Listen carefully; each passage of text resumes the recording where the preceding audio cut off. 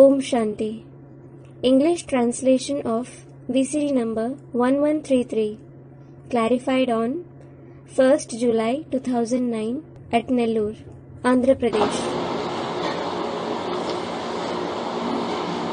ओम शांति। ओम शांति। प्रातः क्लास चल रहा था 16 अगस्त 1968। The morning class dated 16th August 1968 was in progress. तीसरे पेज की अंतिम लाइन में बात चल रही थी।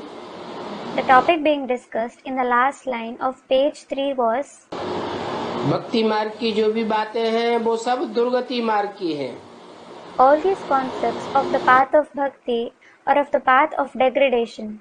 उन दुर्गति की बातों को अभी सुनना भी नहीं है। You shouldn't even listen to those concepts of degradation now. वो तो कह देते हैं ईश्वर सर्वव्यापी है। They do say God is omnipresent. जब सर्वव्यापी वाली बुद्धि में बातें बैठती है तो सबकी बुद्धि भटक जाती है। When the concept of omnipresence sits in the intellect, everyone's intellect wanders. एक व्यापी हो तो बुद्धि एक टिकाने टिके। If God is present in one, their intellect will stay stable at one place. जब बताए दिया सर्वव्यापी है तो कहाँ कहाँ बुद्धि भटकती रहती है। When they said He is omnipresent, their intellect keeps wandering elsewhere. तो ये बात तो कभी भी नहीं सुनना चाहिए। So, you should never listen to this. क्या? What? कि परमात्मा बाप सर्वव्यापी है। The Supreme Soul Father is omnipresent. मैंने तो कभी ये बात कही ही नहीं। I never said this at all. क्या? What? कि मैं सर्वव्यापी हूँ। I am omnipresent. 5 विकारों रूपी भूत तो इस दुनिया में सभी में है। The 5 vices in the form of ghosts are certainly present in everyone in this world.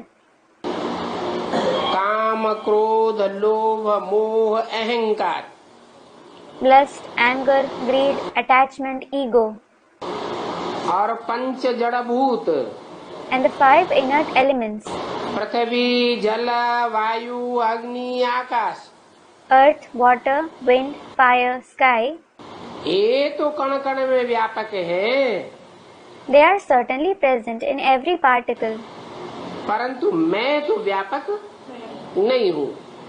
However, I am not present in every particle. जो 5 महाभूत व्यापक है, 5 विकार व्यापक है, तो दुनिया तामसी बनती जाती है, विकृत होती जाती है। When the 5 elements, the 5 vices are present, the world keeps becoming tamsi, it keeps becoming vicious. मैं तो आत्माओं का बाप हूँ। I am in fact the father of the souls. आत्मा तो सदैव अजर अमर अविनाशी है। The soul is always eternal, immortal and imperishable. 5 भूत तो विकृत होते ही रहते हैं। The 5 elements certainly keep becoming defected. आत्मा तो विकृत होने की बात नहीं। हाँ, आत्मा जब अपन को 5 महाभूत समझ लेती है तब विकृत होती है। There is no question of the soul becoming defected. Yes, when the soul considers itself to be the 5 elements, it becomes defected. तुम कह सकते हो You may say, सभी में कोई न कोई जरूर विकार है। there are certainly some of the other vices in everyone. सभा में कोई को भी बोलने का हक नहीं है। No one has the right to speak in the gathering. अगर कोई बीच में प्रश्न करते हैं तो बोलना चाहिए पीछे पूछना। If anyone asks questions in between, you should say, ask later. बीच में पूछने की, डिस्टर्ब करने की दरकार नहीं है। Don't ask and disturb in between. Official सभाओं में कोई भी बीच में बकबक नहीं करते हैं। No one talks in between in official gatherings. वहाँ तो शांति में बैठ सुनना होता है। There, you have to sit quietly and listen. फिर चले जाते हैं। Then you go. कहते हैं आवाज नहीं करो। They say, don't make noise. ऐसे बैठकर समझाना है। You should sit and explain like this. बताना है अभी तो इस दुनिया में अपार दुख है। You should tell them, there is immense sorrow in this world now.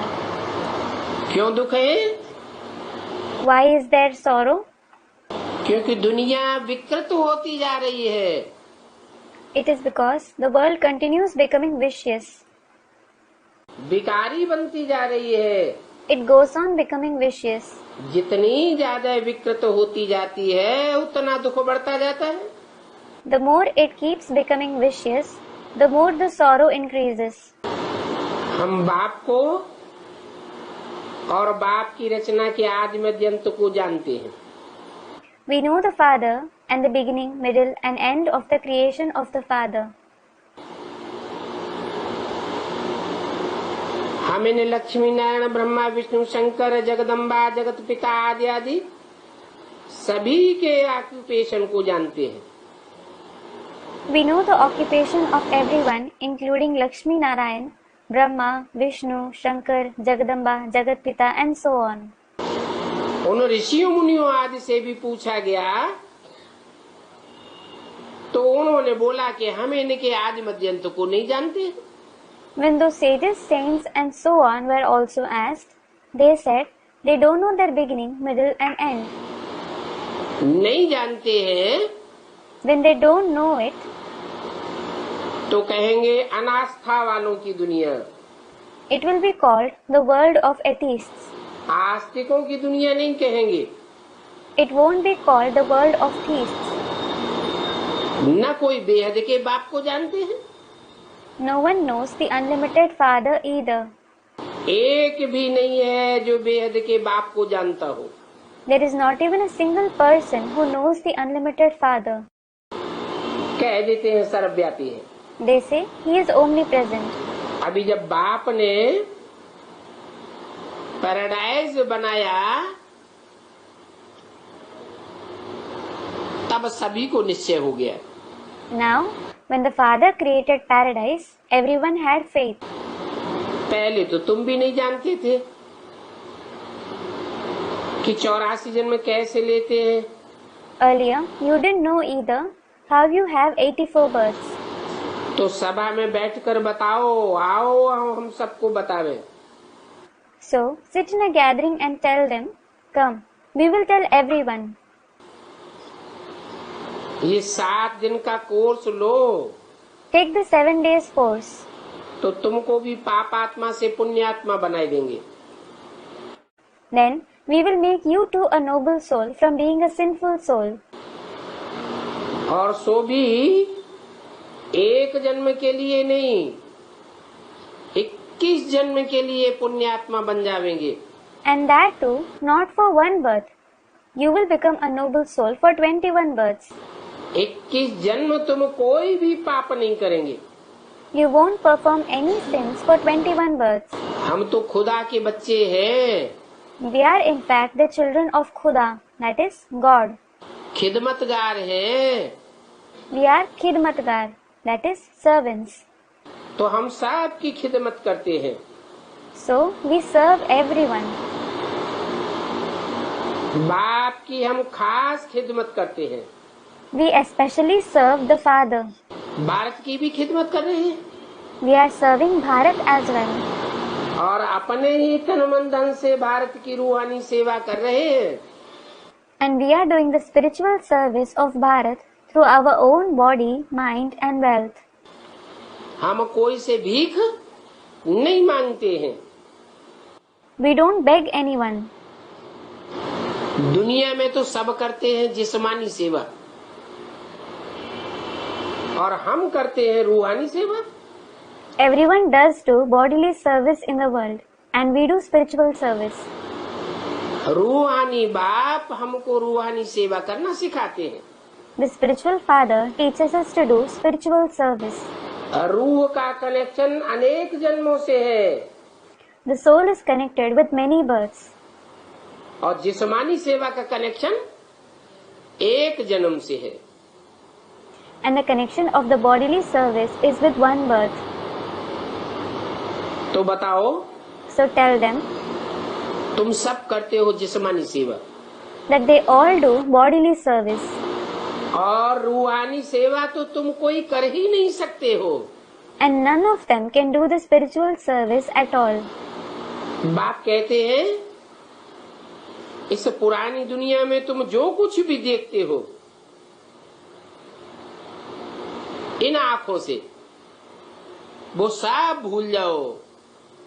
The father says, forget whatever you see through these eyes in this old world. ये आंखें ही विनाशी हैं. These eyes themselves are perishable. ये शरीर ही विनाशी है. This body itself is perishable.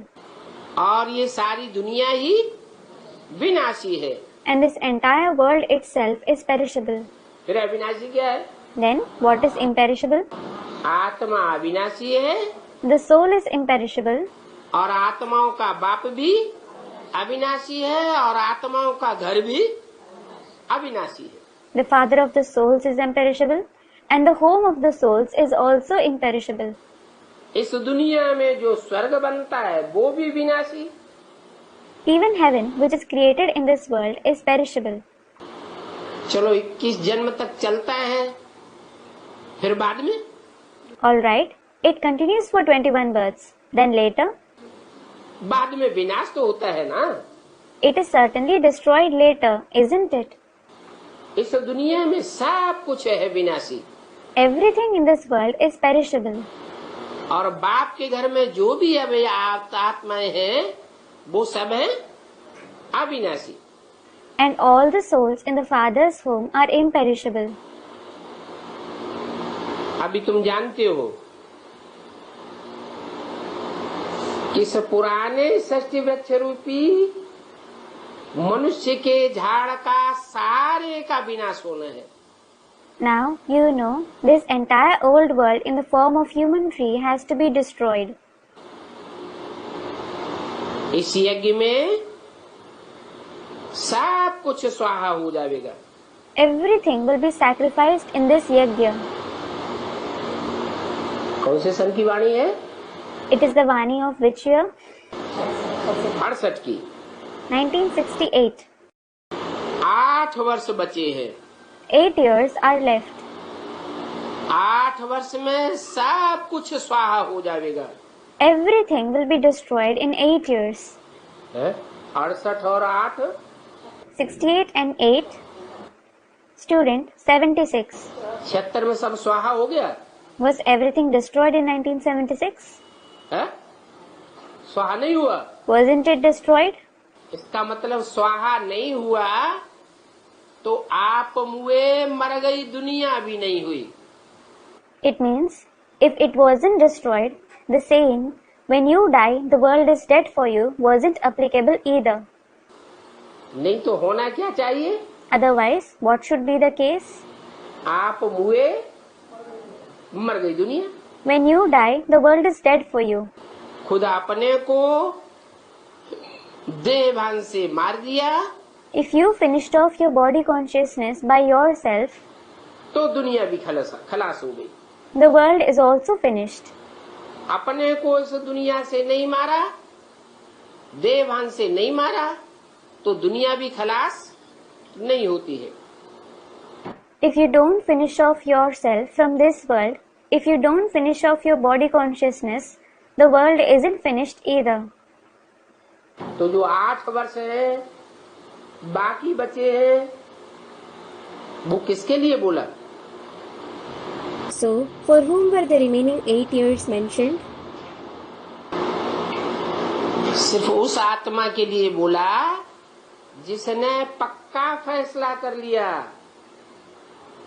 कि मैं आत्मा हूँ और बाकी ये सारी दुनिया जो इन आंखों से दिखाई देती है वो सब खलास होने वाली है. They were mentioned only for that soul who made a firm decision that he is a soul, and the rest of the world which is visible through these eyes is going to be finished. नई दुनिया आने वाली है, नई दुनिया का foundation लग चुका है. The new world is going to arrive, and the foundation of the new world has already been laid. तो बच्चों को तो खुशी होनी चाहिए. You children should certainly feel happy. किस बात की खुशी होनी चाहिए? You should feel happy for what? क्या पुरानी दुनिया खलास हुई सन 76 में? That the old world was destroyed in the year 1976. क्योंकि ब्रह्मा के द्वारा जो ब्राह्मणों की दुनिया का फाउंडेशन लगा, It is because the foundation of the Brahmin world which was laid through Brahma, उस फाउंडेशन में ही जो भी 40 वर्ष में ब्राह्मणों की दुनिया तैयार हुई, उसमें पुरानी ब्राह्मणों की दुनिया सारी खलास हो गई. the world of Brahmins that became ready in 40 years in that foundation itself, the entire old world of the Brahmins was finished. विघटित हो गई, It broke. नाशवान बन गई. It became perishable. उसको तो अब नाश होने से कोई बचाए नहीं सकता. No one can save it from being destroyed now. अब हमारा ब्राह्मणों का नया संगठन रूपी नई दुनिया तैयार हो रही है. Now, the new world in the form of the new gathering of us Brahmins is becoming ready. उसमें भी In that too, जो संपूर्ण ब्राह्मण बनेंगे, सो संपूर्ण नई दुनिया की देवता बनेंगे. those who become complete Brahmins will become complete deities of the new world. ये पुरानी दुनिया तो खत्म हो जाएगी. This old world will certainly be destroyed. सन 76 में भी अगर कोई कोई को वो पुरानी दुनिया देखने में आती है, उसका भविष्य देखने में नहीं आता है, तो आगे चल करके समझ जाएंगे ये ब्राह्मणों की पुरानी दुनिया रावण संप्रदाय की दुनिया, रावण कुंभकर्ण मेघनाथ जैसे जो ब्राह्मणों की दुनिया है वो भी खलास हो जाएगी. If that old world is visible to some even in the year 1976, if its future isn't visible, they will understand later that this old world of the Brahmins, the world of the community of Ravan, the world of the Brahmins like Ravan, Kumbhakarna, Meghnad will also be destroyed. ये जो इन्होंने missiles आदि निकाले हैं, ये सब विनाश के लिए निकाले हैं. These missiles and so on that they have invented are for the destruction. कुछ भी बचेगा नहीं. Nothing will be left. Missile से क्या होता है? What happens to missiles? Missiles में क्या होता है? What do missiles contain? मसाला भरा हुआ होता है. They contain ammunition. ऐसा जहरीला मसाला होता है कि सूंघने से ही लोग खलास हो जाते हैं. There is such poisonous ammunition in it that people die just on inhaling it. यहाँ ब्राह्मणों की दुनिया में भी मिसाइल्स कौन से हैं? What are missiles here in the world of Brahmins as well? परमात्मा बाप जो इस सृष्टि पर आया हुआ है, उस परमात्मा बाप की ग्लानि के मिसाइल्स सूंघते ही खलास हो जाते हैं. People die just on inhaling the missiles of the defamation of that Supreme Soul Father who has come to this world.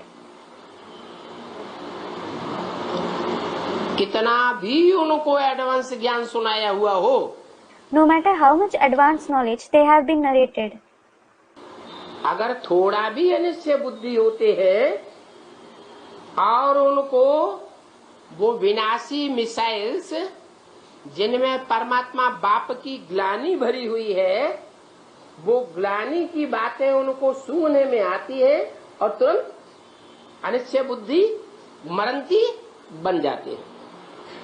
if they become the ones with the doubting intellect even to the slightest extent, and they inhale that defamation of the perishable missiles which are full of the defamation of the Supreme Soul Father, they immediately die the death of uncertainty. 5000 वर्ष पहले भी ऐसे ही हुआ था। The same thing happened 5,000 years ago as well. और अब भी हो रहा है। And now also it is taking place. पहले भी विनाश हुआ था और अब भी हो रहा है। Destruction took place earlier and it is taking place now as well. हम तो सच्चे सच्चे ब्राह्मण हैं। We are in fact true Brahmins. क्या? What? हम कोई विनाश का काम नहीं करते हैं। We don't perform the task of destruction. हमारे बाप ब्रह्मा का काम क्या है? What is the task of our father, Brahma? स्थापना करना। To do establishment. तो जो बाप का काम सो हम ब्राह्मणों का काम। So, the task of the father is the task of we Brahmins. हम तो स्थापना का काम करते हैं। We certainly perform the task of establishment. Construction का काम करते हैं, नई दुनिया बनाने का काम करते हैं, बिगाड़ने का काम हमारा नहीं है। We perform the task of construction. We perform the task of establishing the new world. Our task is not to destroy it. हम सच्चे सच्चे ब्राह्मण हैं। We are true Brahmins. हम ब्रह्मा कुमार कुमारी द्वारा स्थापना हो रही है नई दुनिया की। The establishment of the new world is taking place through we Brahma Kumar Kumaris. क्योंकि It is because पवित्रता से होती है स्थापना establishment takes place through purity और अपवित्रता से होता है विनाश। and destruction takes place through impurity. हम पवित्र रहते हैं। We stay pure. प्रतिज्ञा करने के बाद में भी कोई कोई ब्राह्मण गिर पड़ते हैं। Some Brahmins fall even after taking the pledge of purity. तो सन्यासी कहते हैं कि घर गृहस्थ में रहते पवित्र रहना बड़ा मुश्किल है। So, the sannyasis say that it is very difficult to stay pure while living in the household. परंतु However, उन सन्यासियों के पास तो कोई प्राप्ति नहीं है, those sannyasis don't have any attainments. इसलिए मुश्किल समझते हैं। This is why they consider it to be difficult. और यहाँ बाप के पास तो बड़ी भारी प्राप्ति है। And here the father has a very high attainment.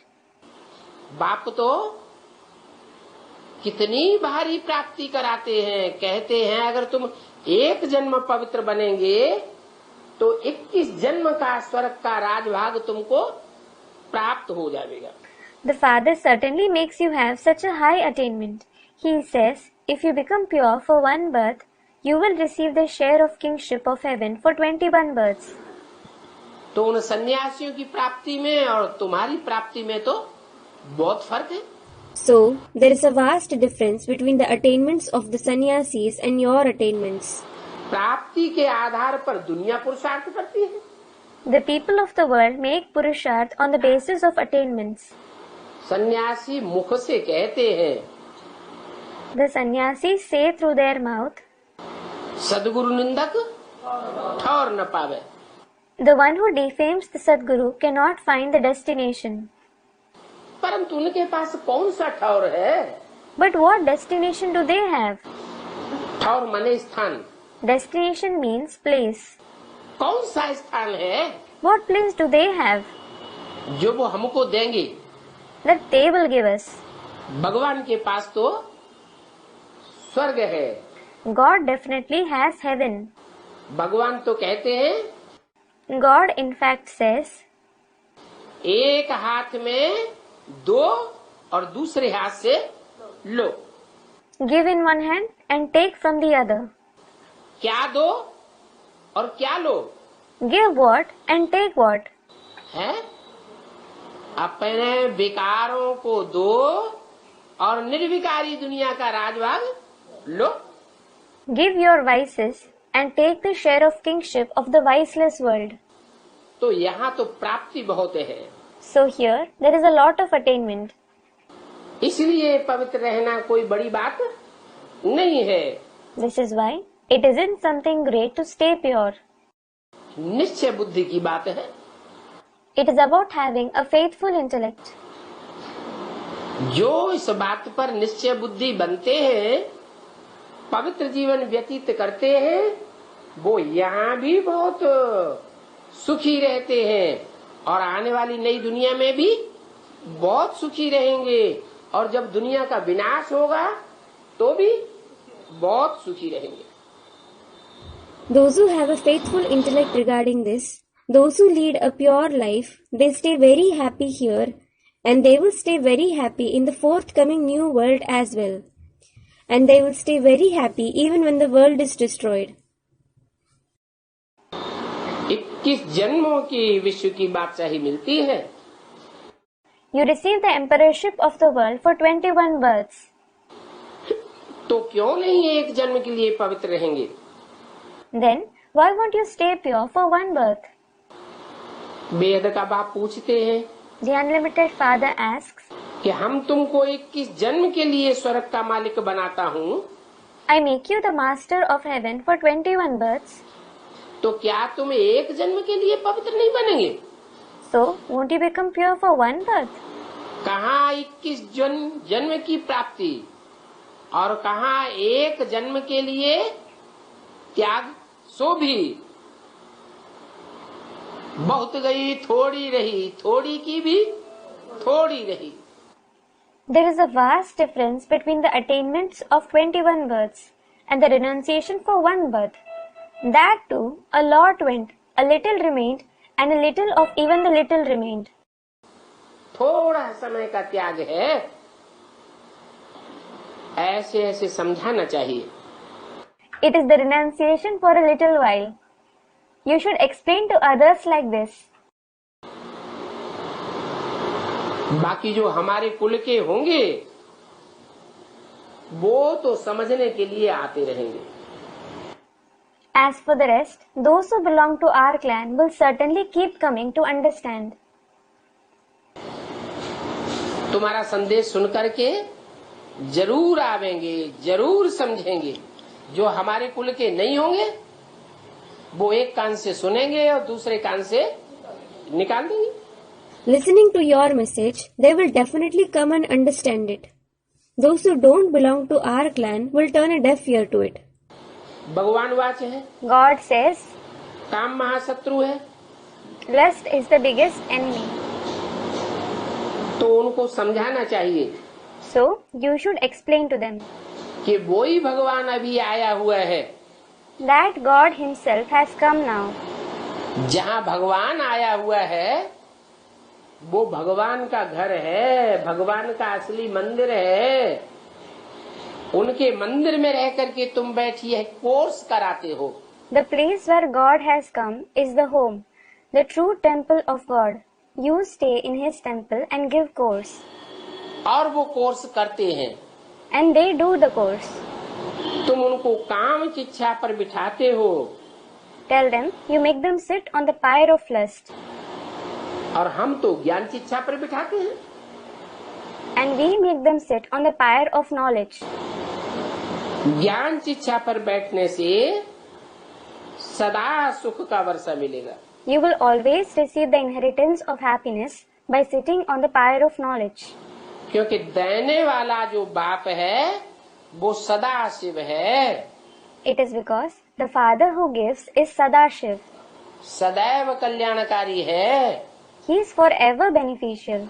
और जितने भी मनुष्य गुरु हैं वो आज कल्याणकारी है, कल अकल्याणकारी भी बन जाते हैं। All the other human gurus are beneficial today and they also become harmful tomorrow. आज खुश होते हैं और कल नाराज हो जाते हैं। Today they become happy and tomorrow they become angry. तो समझाना चाहिए So you should explain कि काम चिच्छा पर बैठने से दुख मिलता है और ज्ञान चिता पर बैठने से अनेक जन्मों का सुख मिलता है। you receive sorrow by sitting on the pyre of lust and you receive happiness for many births by sitting on the pyre of knowledge. ऐसे ऐसे बताना चाहिए। You should explain like this. तो कहेंगे ये तो समझाने में बहुत तीखे हैं, Then they will say they are very sharp in explaining. Challenge दो Challenge them. कि आओ एक सप्ताह में भी हम तमो प्रधान से सतो प्रधान तुम्हारी बुद्धि को बना सकते हैं. Come, we can make your intellect Sato Pradhan from being Tamo Pradhan in a week itself.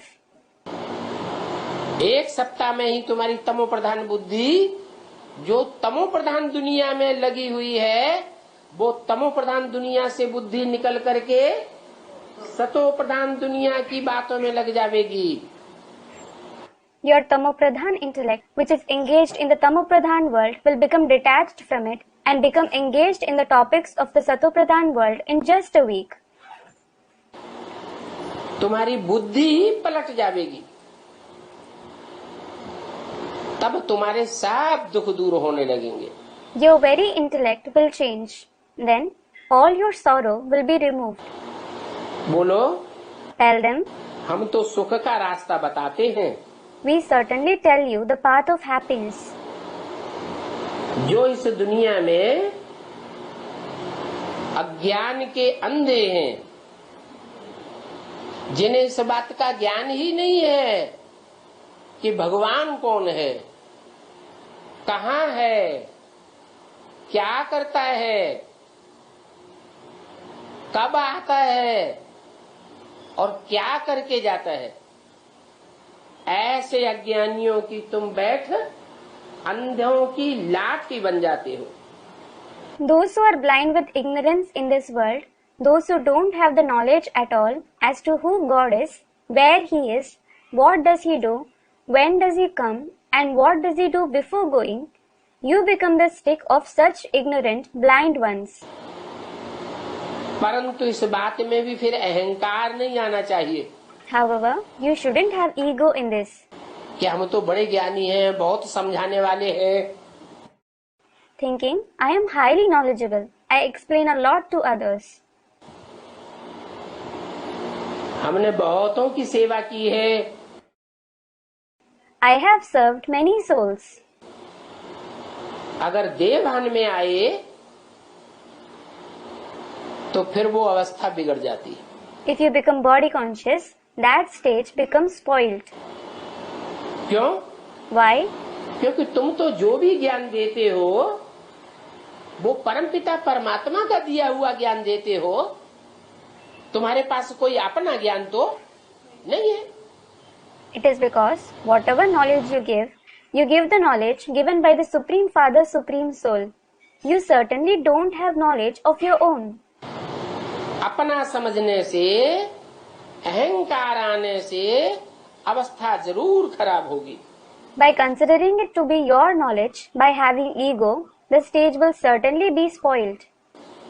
अपने को बड़ा समझ करके फिर छोटों का डिसरिगार्ड कर देते हैं. ऐसे करते करते बड़ों बड़ों का भी डिसरिगार्ड करने लग पड़ते हैं. Then you consider yourselves to be great and disregard the juniors. Doing this continuously, you start disregarding the seniors too. तो बाप कहते हैं इस ज्ञान की समझानी देने में भी बिल्कुल अहंकार नहीं आना चाहिए. So the Father says, you should absolutely have no ego in explaining this knowledge. बिल्कुल शांत. You should be absolutely calm. एक दो से अच्छे तो होते हैं ना. You are certainly better compared to one another. तो जो अच्छे अच्छे बच्चे हैं उनका खूब रिगार्ड रखना चाहिए. So you should have a lot of regard for the very good children. आधा कल्प से भगवान को गाली देते देते सब हिरे हुए हैं. Everyone has become habituated by insulting God for half the cycle. भगवान पत्थर में है, भित्तर में है, कण कण में है. God is present in stones, in walls, in every particle. जानवर बन करके आता है. He comes becoming animals. ये गाली देना हुआ ना. This is to insult him, isn't it? अभी बाप कहते हैं Now the Father says, मैं मनुष्यों को सुधारने के लिए मनुष्य में आऊंगा या जानवरों में आऊंगा. Will I come in a human being or in animals to reform human beings? मनुष्य को मन बुद्धि होती है. A human being has a mind and an intellect. मन बुद्धि से मनुष्य ज्ञान को समझ सकता है. Human being can understand knowledge through the mind and the intellect. जानवर थोड़े ही बैठ करके ज्ञान सुनेंगे, समझेंगे, न दूसरों को समझावेंगे. Animals certainly won't listen to and understand the knowledge. They will neither explain it to others.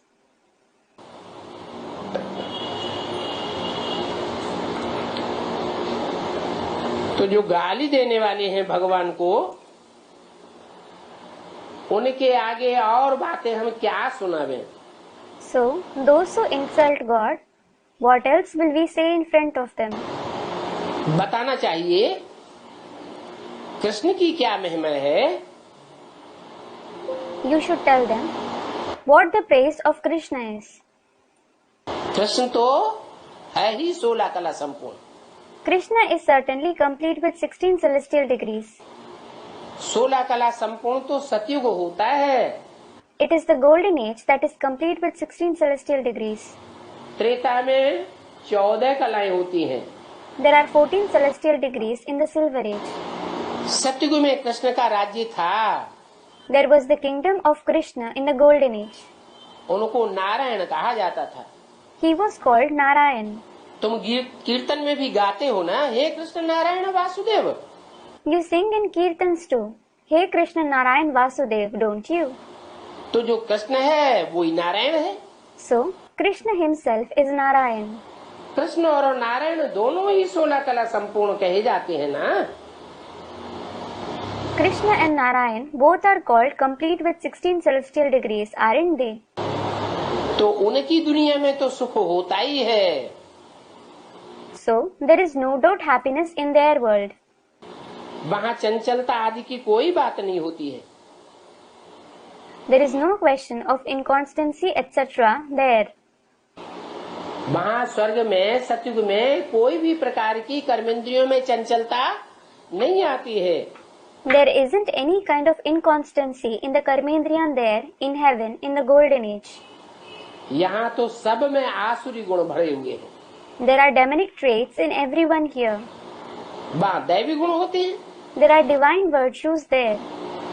बाकी कृष्ण की तो कोई भी चरित्र नहीं है. As for the rest, there is no biography of Krishna at all.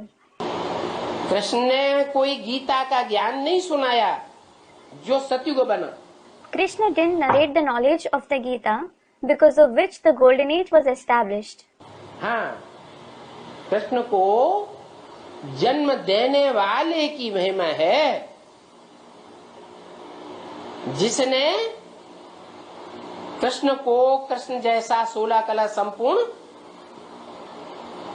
बनाया. Yes, the one who gives birth to Krishna, who made Krishna complete with 16 celestial degrees, is praised. बाकी तो चरित्र आदि की कोई बातें हैं नहीं. ये सभी तो भक्ति मार्ग की बातें हैं. As for the rest, there is no question of biography etc. All these are the concepts of the path of bhakti. भक्ति मार्ग में गपोड़े लगाए हैं. नवधा भक्ति करने से देखते थे कि साक्षात्कार में हम कृष्ण को झुलाए रहे हैं. They have made gossips in the path of bhakti. By doing Navda bhakti, they used to see in visions that they are swinging Krishna. Navda bhakti means 9 kinds of bhakti. ऐसे तो बहुत भक्तों ने देखा है. Many devotees have seen this. Krishna को ही झुलाते हैं. They swing Krishna alone. Radha को झुलाते हैं. Do they swing Radha? Radha को नहीं झुलाते हैं. They don't. क्यों? Why? अरे कृष्ण भी 16 कला संपूर्ण, राधा भी 16 कला संपूर्ण, फिर कृष्ण को क्यों झुलाते हैं? अरे, Krishna as well as Radha are complete with 16 celestial degrees. Then why do they swing only Krishna? झुलाने का मतलब क्या है? What is the meaning of swinging? झूले में क्या होता है? What is there in a swing? कभी ऊपर जाते हैं, कभी फिर नीचे आते हैं, Sometimes you go up and sometimes you come down. फिर ऊपर जाते हैं, Then you go up again फिर नीचे आते हैं। and come down again. ये ज्ञान के झूले की बात है। This is about the swing of knowledge. भगवान बाप जब आते हैं When God the Father comes, तो कृष्ण जैसे बच्चे पढ़ाई पढ़ते हैं, the children like Krishna study the knowledge. जिनको नर से नारायण कृष्ण जैसा बनना है, Those who want to become man to Narayan like Krishna, तो अवस्थाएं 63 जन्म की शूटिंग पीरियड की आवृत्ति करती रहती है। the stages of the 63 births of the shooting period keeps repeating. जब अच्छे कर्मों का उदय होता है तो अवस्था ऊंची जाती है। When the shooting of the good actions emerges, the stage rises high. जब बुरे कर्मों का आवरण होता है, आवृत्ति होती है, तो अवस्था नीचे आ जाती है। When the shooting of the bad actions repeats, the stage degrades. ये ज्ञान का झूला बाप आकर के समझाते हैं। The Father comes and explains this swing of knowledge.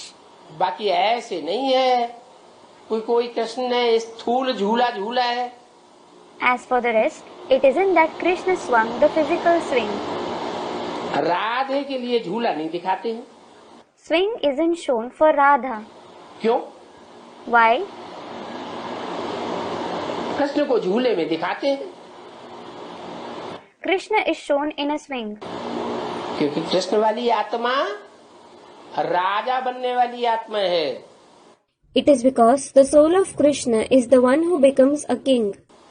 राजाओं ने ज्यादा अपवित्रता भोगी है या रानियों ने अपवित्रता ज्यादा भोगी है? Have the kings or the queens enjoyed more impurity? राजाओं ने ज्यादा अपवित्रता भोगी है। The kings have enjoyed more impurity.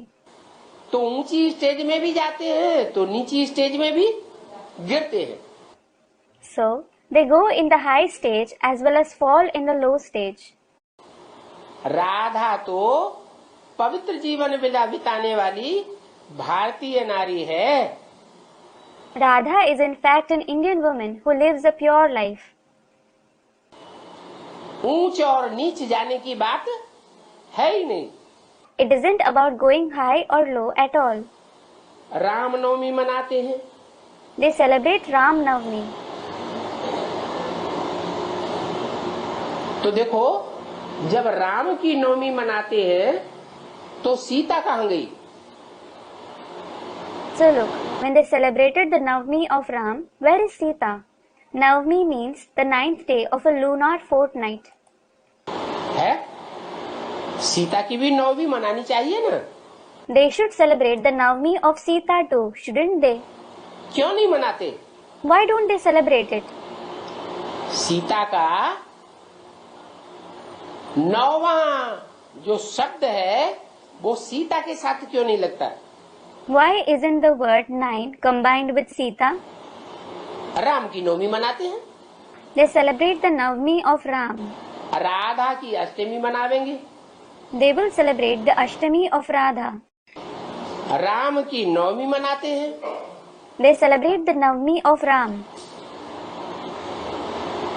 और देवताओं का कुछ बताते नहीं है। They don't mention anything for the other deities. Males ने फीमेल्स को गुम कर दिया। The males have hid the females. भक्ति मार्ग में जो भी मेल्स हैं शास्त्र बनाने वाले, उन्होंने क्या किया? In the path of bhakti, what did all the males who make scriptures do? Females की जन्म तिथि को गुम कर दिया। They hid the date of birth of the females. बाप तो फिर कहते हैं, भक्ति मार्ग में भी देखो गायन है, पहले राधा फिर Krishna. Then the father says, look, it is famous in the path of bhakti as well. Radha is first, then is Krishna. पहले लक्ष्मी फिर Narayan, First is Lakshmi, then is Narayan. पहले सीता फिर Ram. First is Sita, then is Ram. भक्ति मार्ग में तो सब कुछ उल्टा ही उल्टा कर दिया। They have just made everything wrong in the path of bhakti. एक के भी ऑक्यूपेशन का कोई को भी पता नहीं है। No one knows the occupation of even a single deity. माना It means जो फीमेल्स को आगे कर दिया है भक्ति मार्ग में नाम लेकर के, उसका कारण क्या है? what is the reason that the females are kept ahead in the path of bhakti by placing their names ahead? Ram से पहले सीता का नाम, Sita's name is before Ram. Narayan से पहले लक्ष्मी का नाम, Lakshmi's name is before Narayan. Krishna से पहले राधा का नाम। Radha's name is before Krishna. ये पहले क्यों रख दिया Why have they been kept ahead? है? Students reply, हाँ, purity is first. yes, purity is first. कन्याओं माताओं ने जब भगवान इस सृष्टि पर आया तो प्योरिटी को पहले पहले महत्व दिया। When God came to this world, the maidens and mothers gave importance to purity at first. पुरुषों ने प्योरिटी को उतना महत्व नहीं दिया Males didn't give so much importance to purity, और कन्या माताओं ने प्योरिटी को महत्व दिया। and the maidens and mothers gave importance to purity. तो भगवान ने उनका नाम पहले दिलवाया और पुरुषों का नाम पीछे करवाया। So, God kept their names ahead and the names of the males behind. तो बोलना चाहिए You should say, कि 7 दिन रचयिता और रचना के आदि मध्य अंत का और रचना का 7 का ऑक्यूपेशन आपको हम बतावेंगे। we will tell you the beginning, middle and end of the creator and his creation and the occupation of the creator and everyone for 7 days. मनुष्यों की बुद्धि में तो भक्ति मार्ग का भूसा भरा हुआ है। There is the husk of the path of bhakti in the intellect of the human beings. अर्थ कुछ भी समझते नहीं है। They don't understand any meaning at all. जो भक्ति मार्ग की बातें बुद्धि में भरी हुई है वो ही बुद्धि में से मुख में से निकलती रहती है। Only the concepts of the path of bhakti which are in the intellect keep coming out of their intellect and mouth. सब अज्ञान ही अज्ञान सुनाते हैं। Everyone narrates ignorance and only ignorance. इसलिए दुनिया की अवस्था नीचे गिरती चली जाती है। This is why the stage of the world keeps degrading. ज्ञान से तो सद्गति होनी चाहिए।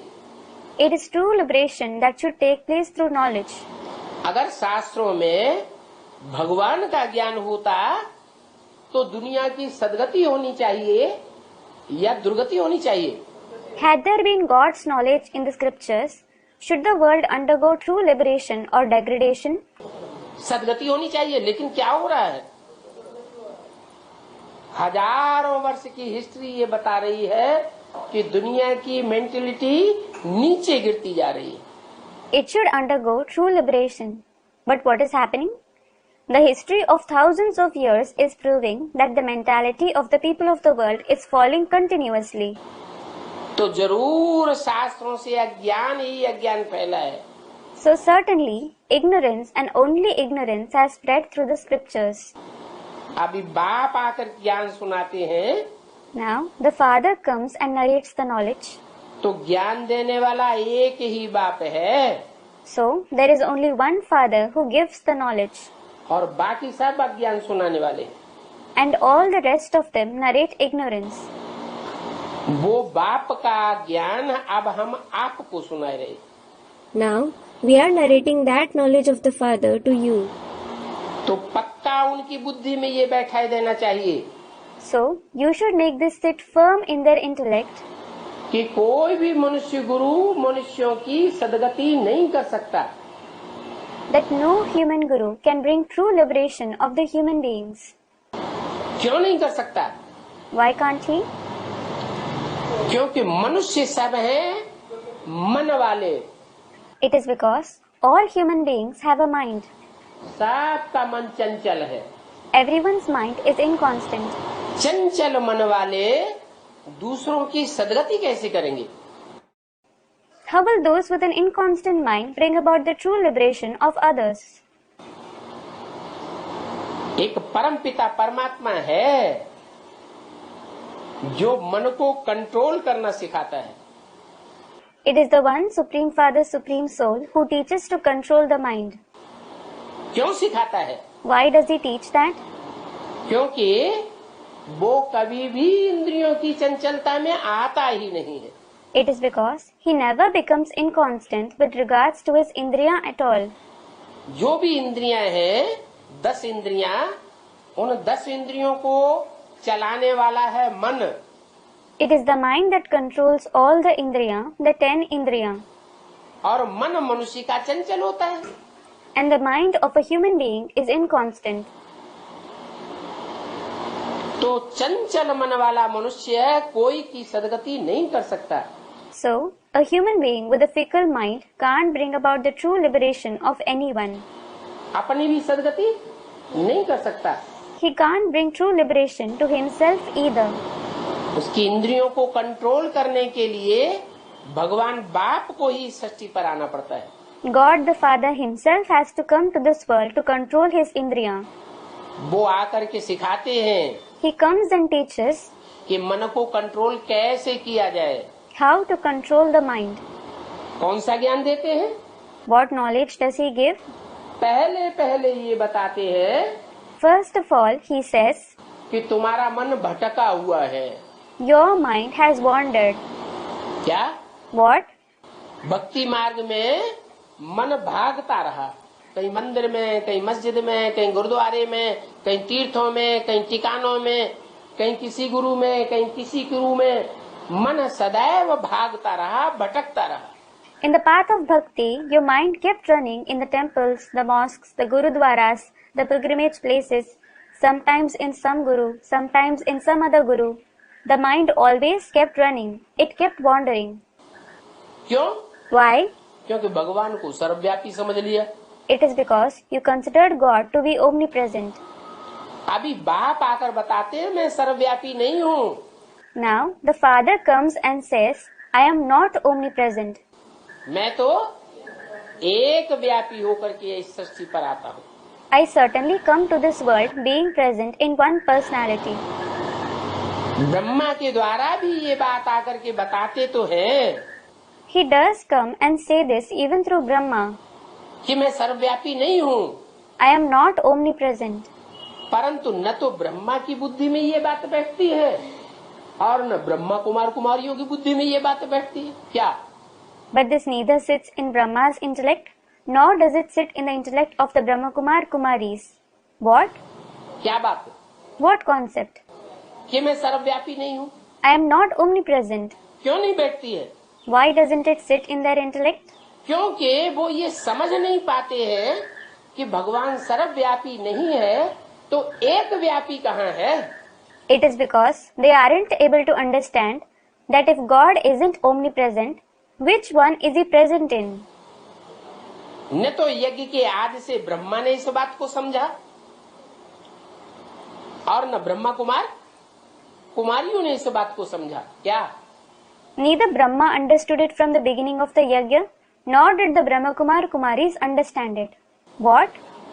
कि भगवान सर्वव्यापी नहीं है तो एक व्यापी कहाँ है। That if God isn't omnipresent, which one is he present in? अभी वो बात खुद बाप को ही आकर के बतानी पड़ती है। Now the Father himself has to come and tell, कि मैं एक व्यापी हूँ, I am present in one. मैं एक ही मुकर्रर रथ में आता हूँ I come only in one permanent chariot. और जिनकी जिनकी बुद्धि में ये बात फिक्स होकर के बैठती जाती है उनकी बुद्धि ठिकाने पर लग जाती है। And all those in whose intellect this point stays fixed, their intellect reaches the destination. बुद्धि को ठिकाना मिल जाता है Their intellect finds a destination. और एक ठिकाना जब बुद्धि को मिल जाता है तो बुद्धि एकाग्र बनेगी या चंचल बनेगी। And when their intellect finds a destination, will the intellect become focused or inconstant? एकाग्र बनती है, It becomes focused. मन भी एकाग्र हो जाता है। The mind also becomes focused. और एकाग्र कराने वाला कौन है?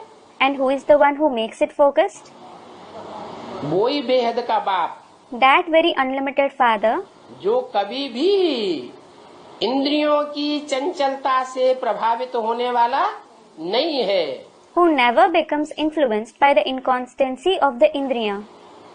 बल पतित से पतित तन में आता है, Although he comes in the most impure body, परंतु फिर भी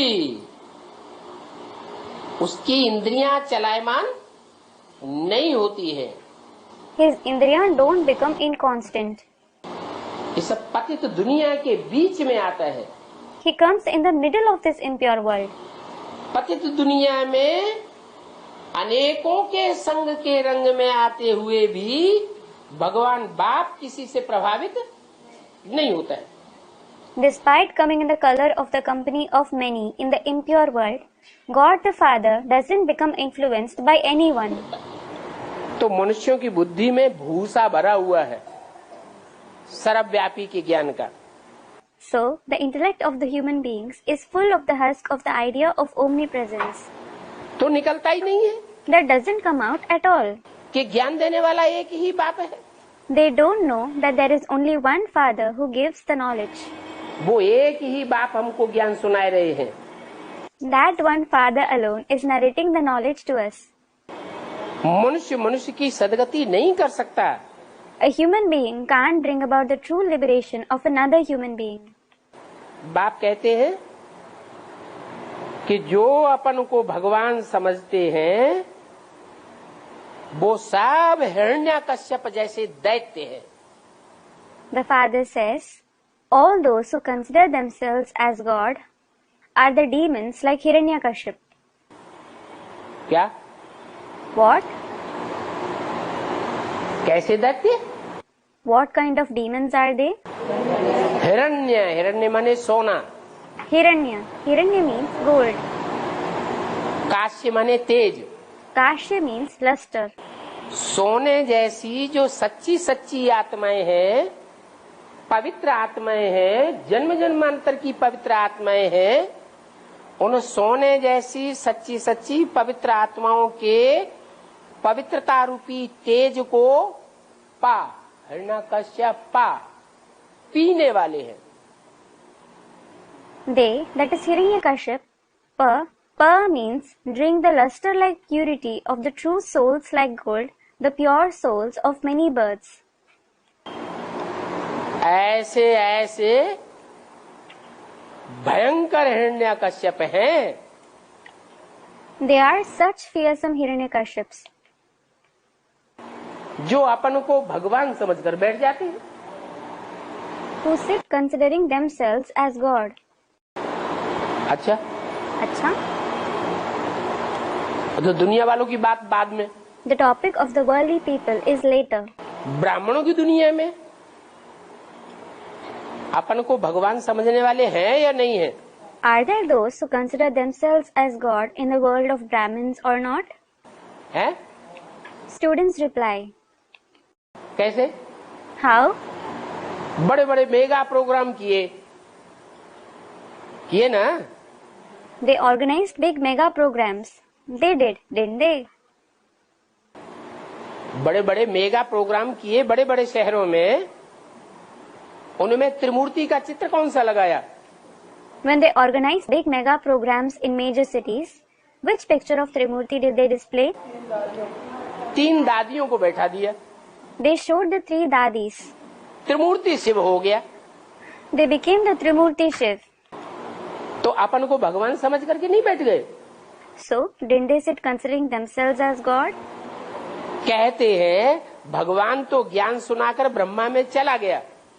They say, God did narrate knowledge through Brahma and left. अब नई दुनिया बनाने वाला कोई नहीं है। कौन है? Now, there is no one to establish the new world. Who is it? हम हैं। It is we.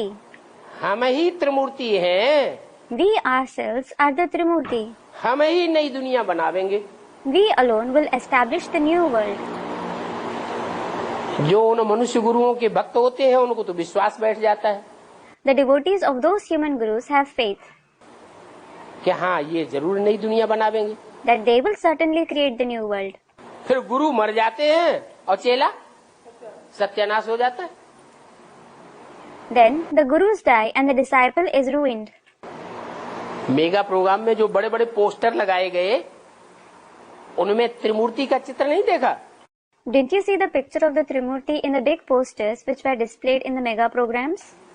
देखा ना? You did, didn't you? तो अपने को भगवान समझकर बैठ गए। So they sat considering themselves as God. अच्छा, वो तो चलो 3 मूर्तियों में कोई ब्रह्मा कुमार कुमारियों को ही दिखाया गया। all right. They have shown only the Brahma Kumar Kumaris as the 3 personalities. उन ब्रह्मा कुमार कुमारियों को जन्म देने वाला कौन? Who is the one who gives birth to those Brahma Kumar Kumaris? कौन? Who? कोई जन्म देने वाला था या नहीं था? Was there anyone to give birth to them or not? है? था। Students reply, there was. कौन था? Who was it? Brahma. Brahma. Brahma ने अपन को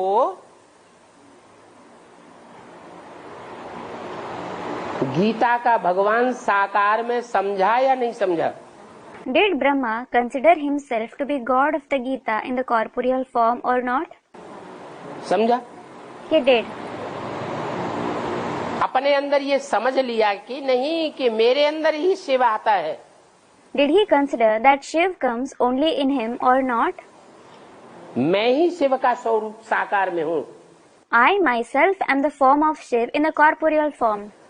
दुनिया में और कोई शिव का साकार स्वरूप नहीं है। ये पक्का बुद्धि में बैठा लिया। He set this notion firmly in his intellect. There is no other corporeal form of Shiv in the world. मैं ही ब्रह्मा हूँ। I myself am Brahma. मुझे ब्रह्मा के द्वारा ही नई दुनिया की स्थापना होती है। The new world is established through me, Brahma alone. फिर 68 में क्या हुआ? Then what happened in 1968? 68 में शरीर छोड़ दिया, नई दुनिया कहाँ गई? He left his body in 1968. What happened to the new world? है? नई दुनिया बनी? Was the new world established?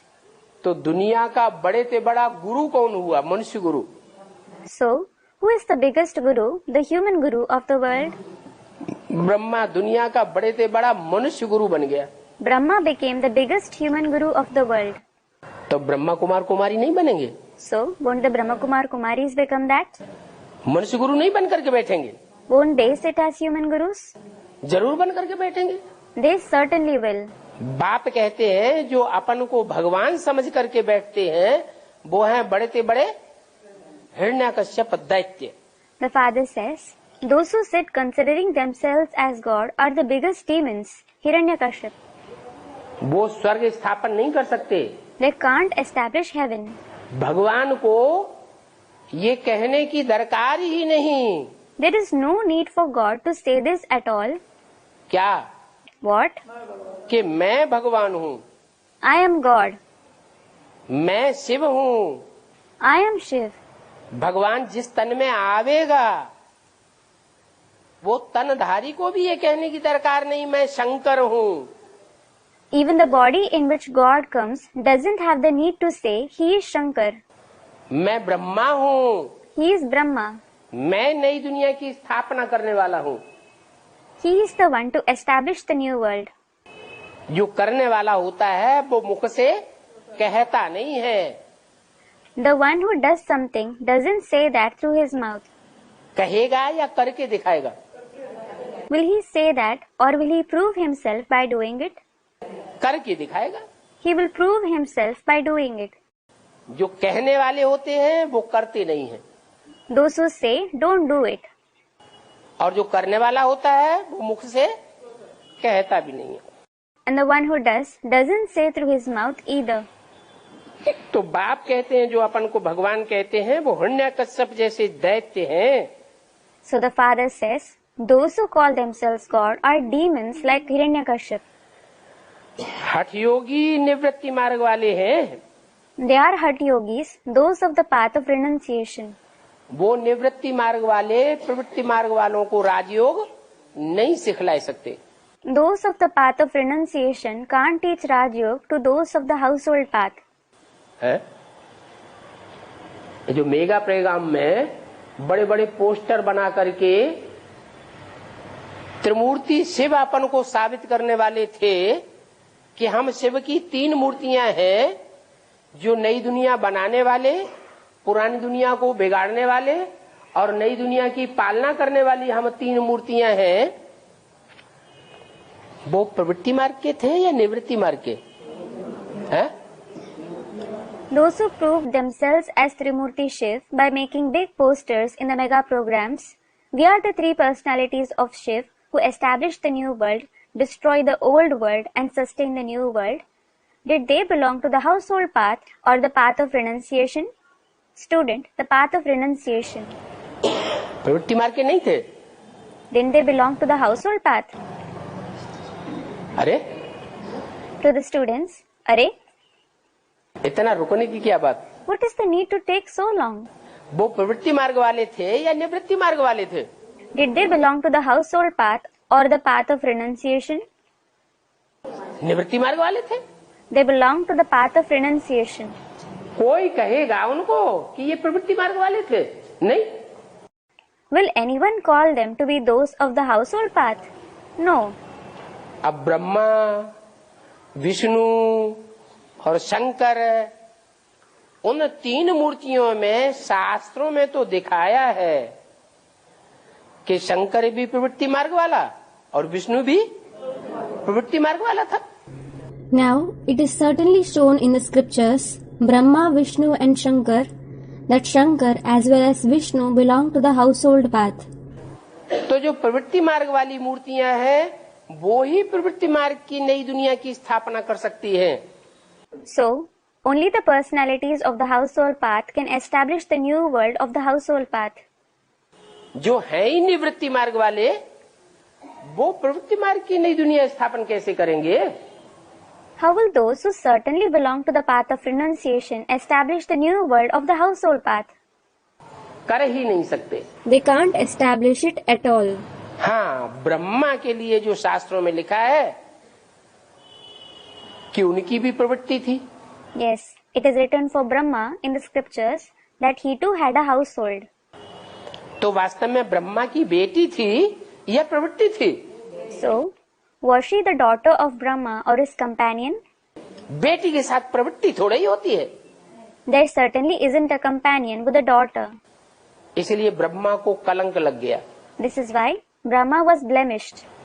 चंद्रमा को कलंक लग गया। The moon was blemished. कलंक लगने के कारण ब्रह्मा की पूजा नहीं होती है, मूर्तियां नहीं बनती हैं, उनके मंदिर भी नहीं बनते हैं। Because of being blemished, Brahma isn't worshipped. His idols aren't made. His temples aren't built either. अब ब्रह्मा को जो फॉलो करने वाले हैं, उनका भी यही हाल होता है। Now, those who follow Brahma, they too meet the same fate. वो तथाकथित ब्रह्मा कुमार कुमारी नई दुनिया स्थापन करने के निमित्त नहीं बन सकते। So, those so-called Brahma Kumar Kumaris can't become the instruments in establishing the new world. वो पुरानी दुनिया में नष्ट हो जाने वाले हो सकते हैं, They can be those who are destroyed in the old world, लेकिन नई दुनिया स्थापन नहीं कर सकते। but they can't establish the new world.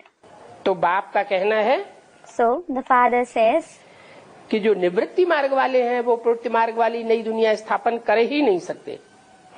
those of the path of renunciation can't establish the new world of the household path at all.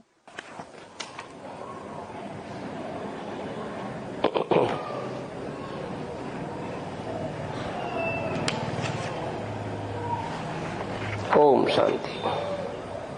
Om Shanti.